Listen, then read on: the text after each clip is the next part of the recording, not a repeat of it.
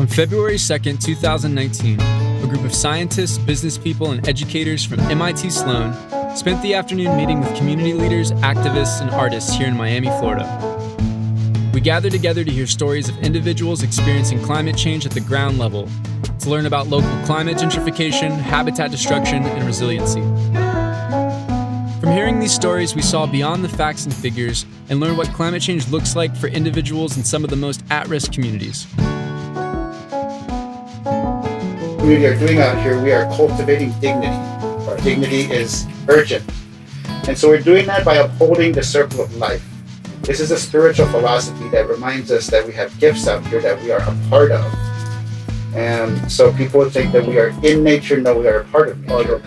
The Miccosukee lived off fishing and hunting, and there is so much pollution and mercury. The mercury comes from settling down from incinerators from probably all around the world, and so you can't eat the fish anymore, and you can't eat the beer, you can't eat anything out here because the mercury levels are so high. The fact that Little Haiti is the fastest gentrifying community in America is crazy. So what we saw happen in Harlem and in Brooklyn that took 25 years is happening in Little Haiti in less than 10. There is a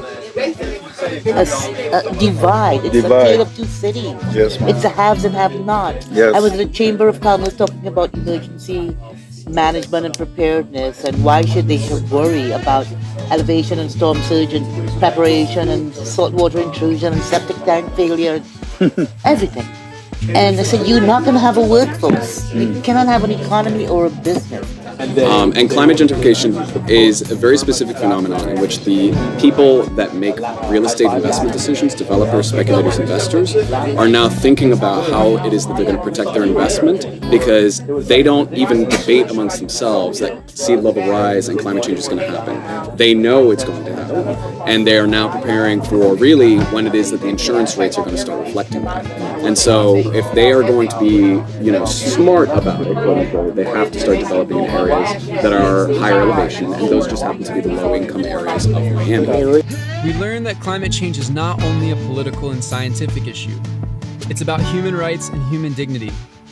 We realized how hard it is to balance the focus between mitigation and resiliency, and how important it is for research institutions, like at-risk communities, to band together and pool collective knowledge and resources. Our group's next stop was to meet with members from the city, politicians, and local changemakers for a rooftop dinner at the One Hotel. The city of Miami is a very diverse place. About 60% of the city is having a hard time making ends meet. So they're thinking about paying bills and jobs, and not a whole lot about sea level rise and climate change. The second theme that was really popular was adaptation to sea level rise. So what are we going to do about our rising seas? I know I'm preaching to the choir when I tell you that we predict 45% of South Florida is going to be underwater by 2100.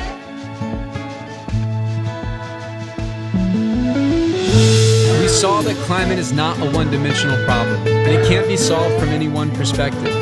It requires truly interdisciplinary action, as well as the will to draw from that which we all share as humans.